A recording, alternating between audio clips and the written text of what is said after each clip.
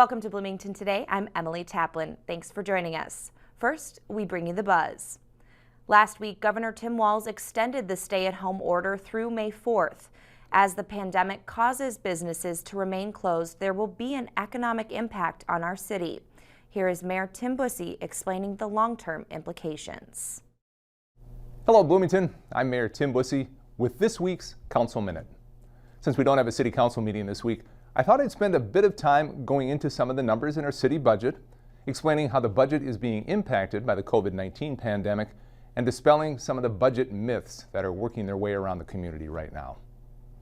Last week, the City Council got a preliminary look from city staff at how the COVID crisis was going to impact the city's budget this year, next year, and in the following years. Let me say this about what we heard. It's a lot of information to process.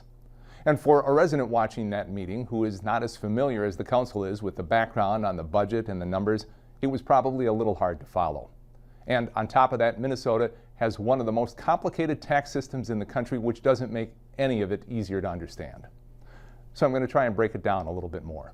Bloomington is fortunate to have one of the strongest tax bases in the state of Minnesota. The city has worked hard over many decades to grow our commercial and industrial areas, city businesses. In fact, Bloomington is one of the only cities in Minnesota where commercial property tax is 50% of the tax base. Residential housing makes up about 40% of the tax base. In other words, the value of all residential homes in Bloomington is 40% of the total property value of the community. What does that mean? It means that homeowners have a smaller share of the property tax pie because we have such a strong commercial tax base. That's a good thing. A really important part of that commercial property tax base is the Mall of America and the 47 hotels in our community. In fact, the mall and the hotels are about 15% of the total tax base. And because I know the question often comes up, yes, the mall is fully on the tax rolls and paying its fair share of taxes. So the property tax from the Mall of America is going to the city, Bloomington schools, and the county and the state. Now, in addition to property taxes, the hotels and MOA are good for the city because they provide other revenues. Every Bloomington hotel remits a lodging tax per room per night. Every ticket for places like Nickelodeon Universe and Flyover America at Mall of America pays an admissions tax. The bars and restaurants in those hotels and at MOA and around the city pay liquor tax. All of those special use taxes help offset the cost to taxpayers for city services. In fact, property taxes are only about 2/3 of the budget for city services. These special use taxes, like lodging and admissions, are almost 13% of the city budget, and they directly pay for city services. Very few other cities in Minnesota have a tax base as strong and have revenues other than property taxes as diverse as Bloomington does. And that's good for you as a resident. How? Well, every year when we are looking at our budget, we are paying attention to how much we ask residents to pay, and we also look at what residents in other cities pay. As you see, in past years, you see that Bloomington's cost for monthly services is near the lowest cost to residents for a median value home compared to other communities in 2020. The low monthly cost of services in Bloomington is due in part to these lodging and admissions tax revenues. Now, I know that people are careful with their checkbooks, and I've always felt that Bloomington's services are one of the best deals around. For a median valued home, a home whose value is right in the middle of all homes in Bloomington, the cost of monthly services is less than you would typically pay for phone, internet, and cable from Comcast. That's police and fire services, water to and from your home, safe streets, great parks, and so much more. Look, I know that there are some in the community who feel our taxes are too high in Bloomington, but the facts say something different.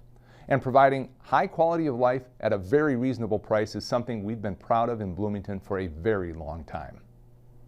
So that's good background when we start talking about how the pandemic is affecting Bloomington.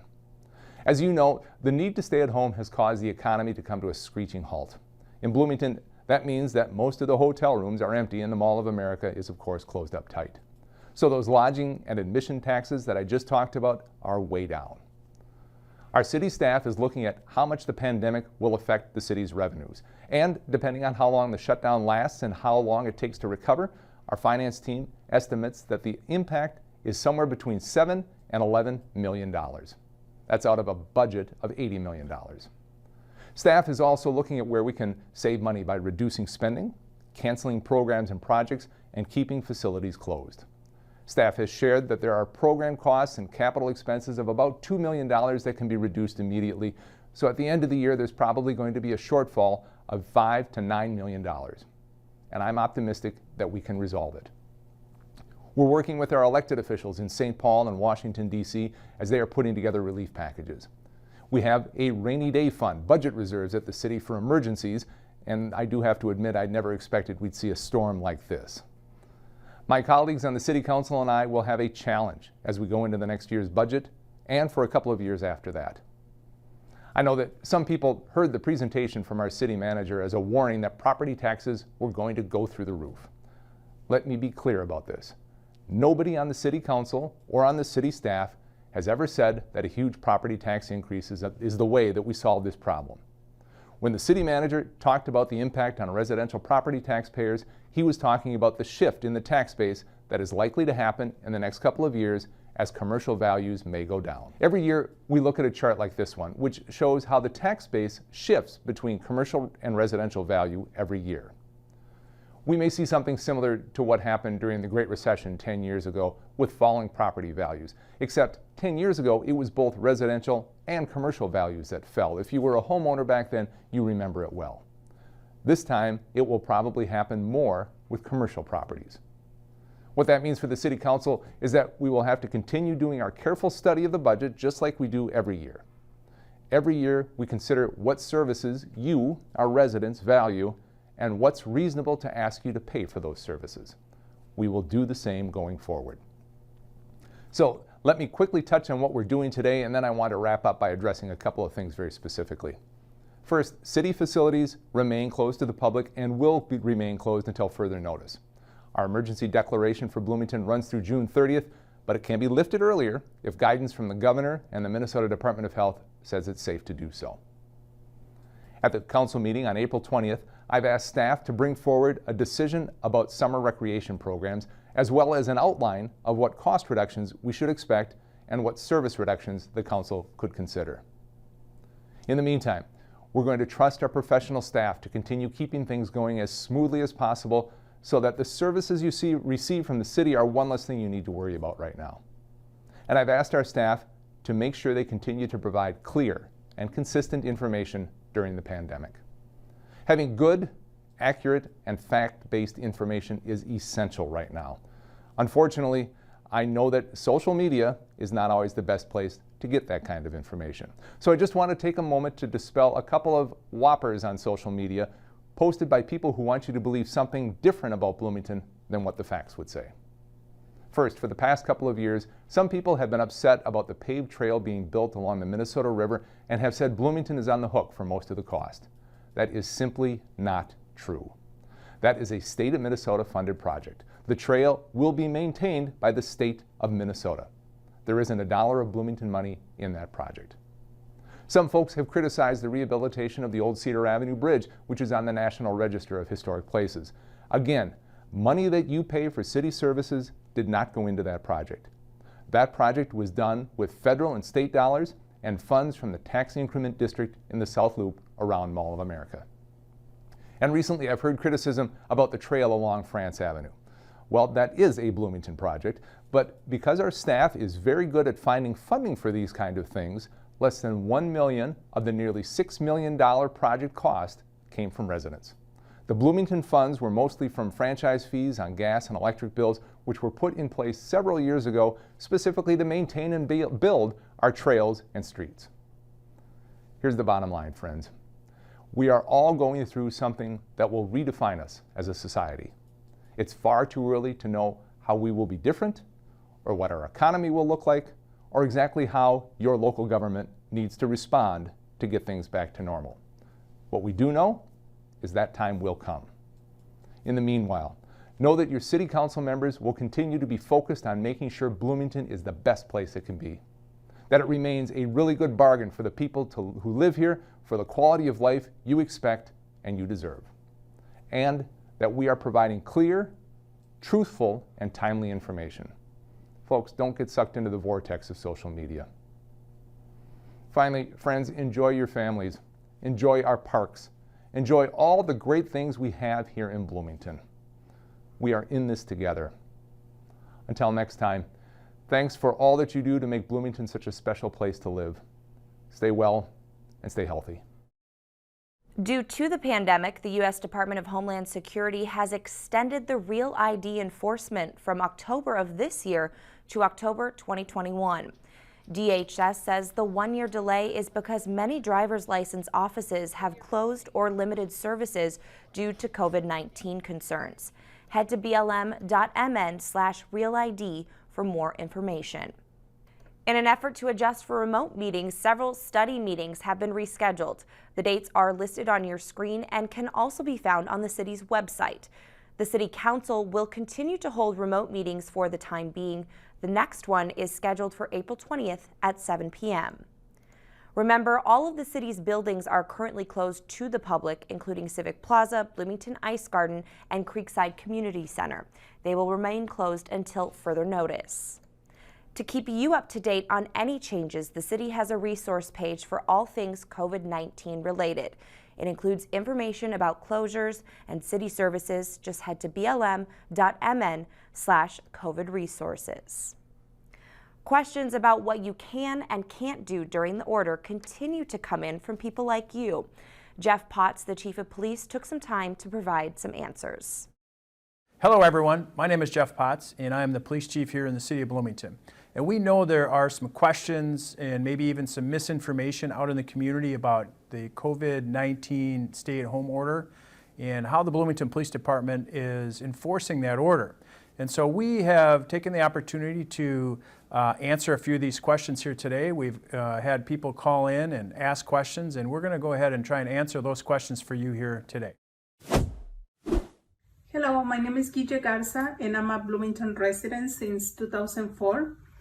I know that Governor Walz announced a stay-at-home order until April 10, and that may be extended. How is Bloomington Police Department enforcing this order?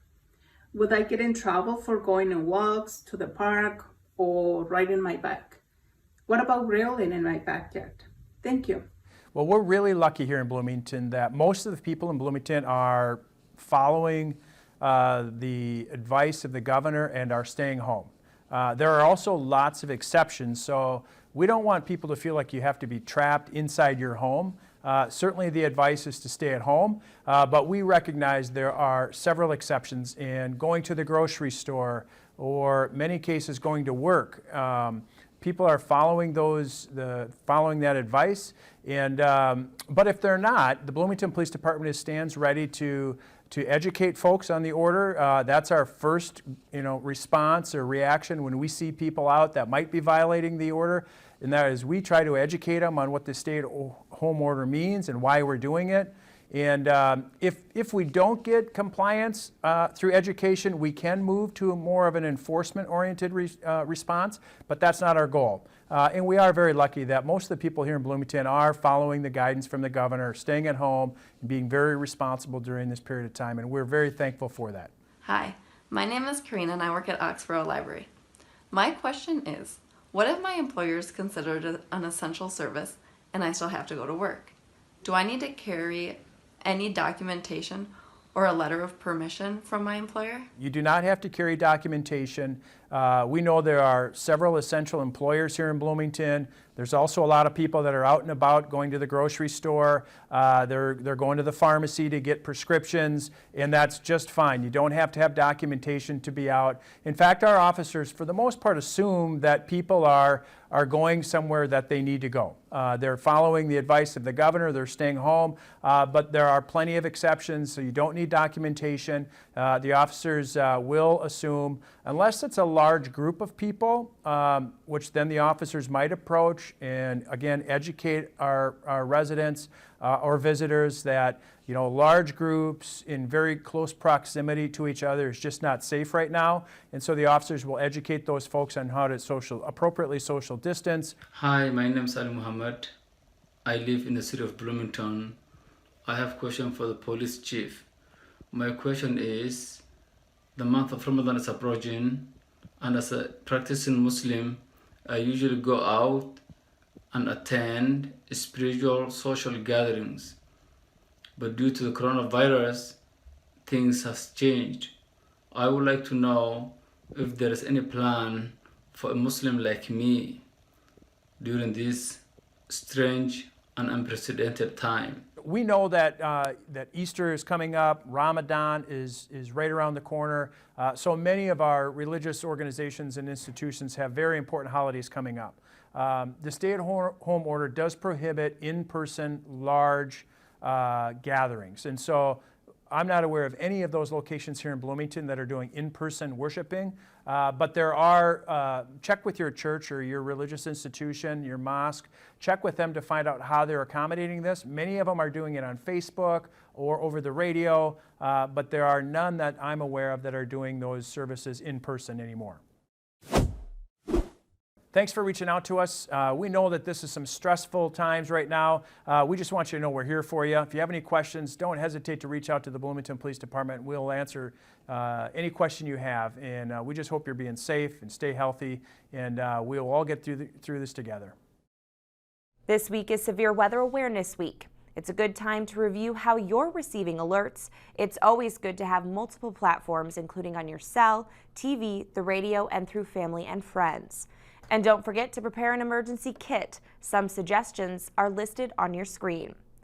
Last but not least, make a family plan for if a weather disaster strikes. Ready.gov/plan is a great resource. Curbside cleanup is still going on as scheduled this year. This coming Saturday, April 18th, they'll be picking up from Penn Avenue to France. For a full list of dates and guidelines, head to blm.mn/cleanup. You can celebrate Earth Day's 50th birthday by adopting a storm drain. You can help protect your neighborhood's natural water by signing up at adoptadrain.org. The site has everything you need to know about how to clean the drain you adopt and track your impact. You'll report debris removal in the spring and fall. That is the buzz on Bloomington Today for the week of April 15th through the 21st. If you would like to watch other stories from the show, go to this week's playlist and there you'll find ways to keep your creativity flowing with video challenges from Artistry. Plus, learn more about the city's new Parks Response Team. Thanks for watching.